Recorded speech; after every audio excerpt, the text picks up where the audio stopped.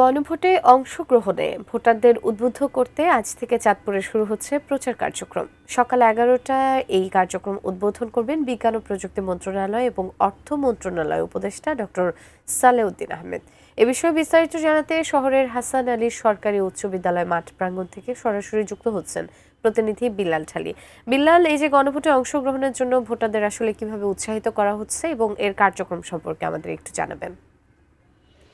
সুজানা, গণভোটের প্রচার কার্যক্রম উদ্বোধন মূলত আজ থেকে চাঁদপুরে শুরু হচ্ছে। এই উপলক্ষে অর্থ উপদেষ্টা ডক্টর সালেহ আহমেদ এবং এনবিআর চেয়ারম্যান আব্দুর রহমান খান তিনি চাঁদপুরে আসবেন কিছুক্ষণের মধ্যেই। তারা চাঁদপুরের সুশীল সমাজ এছাড়াও প্রশাসনের যারা উদ্বোধন কর্মকর্তা আছেন এছাড়াও সাংবাদিক সবার সাথে মতবিনিময় সভা করবেন। তারপর সকাল 11টায় চাঁদপুর শহরের হাসান আলী মাঠ প্রাঙ্গণে বিভিন্ন গণভোট প্রচারের জন্য স্টল নির্মাণ করা হয়েছে, সেই প্রচার কার্যক্রমের উদ্বোধন করবেন। এছাড়াও কিন্তু গণভোট প্রচারের জন্য বিভিন্ন সরকারি বেসরকারি যে দপ্তরগুলি আছে সেই দপ্তরগুলিতে ব্যানার ফেস্টুন সাঁটানো হয়েছে ইতিমধ্যেই, এবং বিভিন্ন শিক্ষা প্রতিষ্ঠানেও আমি দেখেছি যে ইতিমধ্যেই কিন্তু ভিডিও চিত্র তথ্যচিত্র যেটি আছে সেটি প্রচার করা হচ্ছে যাতে ভোটারদেরকে উদ্বুদ্ধ করা যায় গণভোটে অংশগ্রহণের জন্য।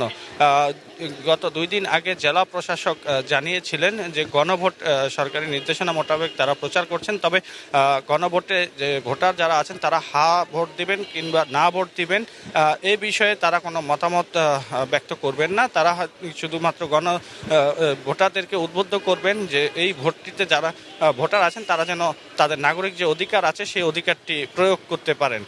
কিছুক্ষণের মধ্যেই আমি জানতে পেরেছি যে এইখানটাতে আসবেন অর্থ উপদেষ্টা, তিনি এই কার্যক্রম উদ্বোধন করবেন। তারপর ব্যাপকভাবে কিন্তু এই গণভোটে অংশগ্রহণের যে বিষয়টি আছে সেটি প্রচার কার্যক্রম শুরু হবে চাঁদপুরে।